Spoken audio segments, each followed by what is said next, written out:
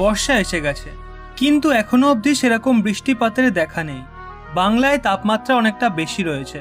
প্রকৃতির নিয়ম অনুযায়ী এই সময় হালকা বৃষ্টিপাত হওয়ার কথা, আর হালকা বৃষ্টিপাত হওয়ারও প্রয়োজন আছে, কারণ তবেই তো কিছু মানুষের অকারণে বাইরে ঘুরে বেড়ানো বন্ধ হবে।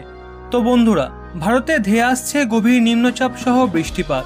প্রথমে বৃষ্টিপাতের দিকে একটু নজর রাখবো, কিন্তু তার আগে যদি আপনি চ্যানেলে নতুন হয়ে থাকেন তাহলে অবশ্যই চ্যানেলটি সাবস্ক্রাইব করে পাশের বেল আইকনটি অল করে রাখুন পরবর্তী ভিডিও নোটিফিকেশন সবার আগে পাওয়ার জন্য।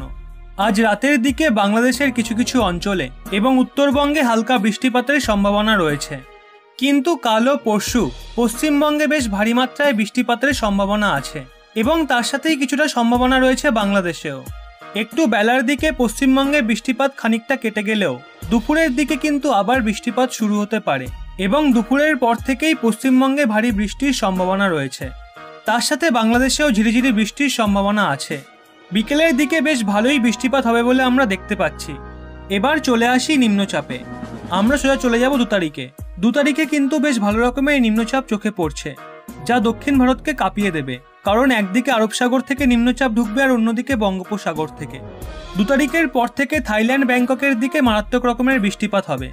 আগামী 3 তারিখ পশ্চিম ভারত সহ দক্ষিণ ভারতে গভীর নিম্নচাপ সহ ভারী মাত্রায় বৃষ্টিপাত হওয়ার সম্ভাবনা আছে, কিন্তু পশ্চিমবঙ্গ ও বাংলাদেশের কবল থেকে বেঁচে গেছে। আমরা শেষ আপডেট অনুযায়ী দেখতে পাচ্ছি নিম্নচাপ কিন্তু গভীরই রয়েছে আরব সাগর ও বঙ্গোপসাগরের ওপরে। তার বেশ খানিকটা মায়ানমার ও থাইল্যান্ডের দিকে ঢুকছে। সেই সময় টানা ভারী বৃষ্টিপাত হবে দক্ষিণ ভারতে। এরই সাথে পৃথিবীর বুকে ধেয়ে আসছে হ্যারিকেন হান্না সহ 3টি ভয়াবহ ঘূর্ণিঝড়। ব্যাপক ক্ষয়ক্ষতির আশঙ্কায় জারি রেড অ্যালার্ট। একদিকে করোনা ভাইরাসে নাজেহাল বিশ্ববাসী, আর তারই মধ্যে প্রবল ঝড়ের খবর দিল আবহাওয়া দপ্তর। কিন্তু এই ঝড় যে ভারত বাংলাদেশে আসছে না সেই ব্যাপারে নিশ্চিন্ত থাকুন।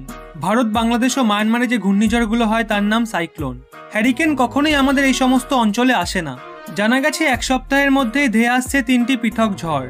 এই ঝড়গুলি আছড়ে পড়তে চলেছে মার্কিন যুক্তরাষ্ট্র সহ হাওয়াই দ্বীপপুঞ্জ এবং ক্যারিবিয়ান দ্বীপপুঞ্জে।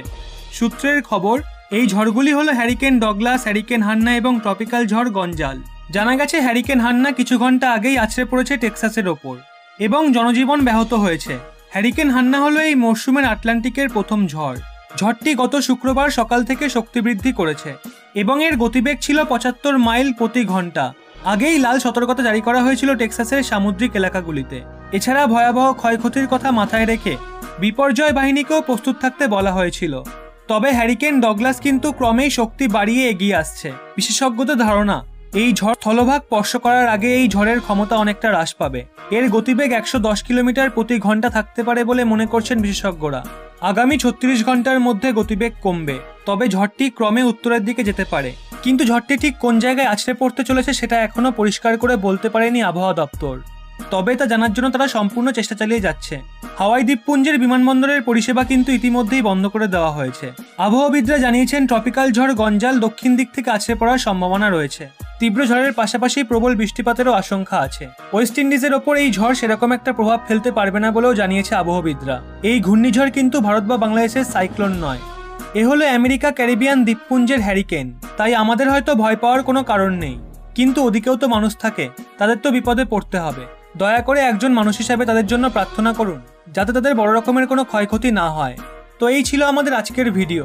এই আবহাওয়ার আপডেটটি কেমন লাগলো তা কিন্তু অবশ্যই কমেন্টে জানাবেন। যদি ভিডিওটি ভালো লেগে থাকে তাহলে অবশ্যই ভিডিওটি একটি লাইক করে আপনার পরিজনদেরও শেয়ার করে দিন।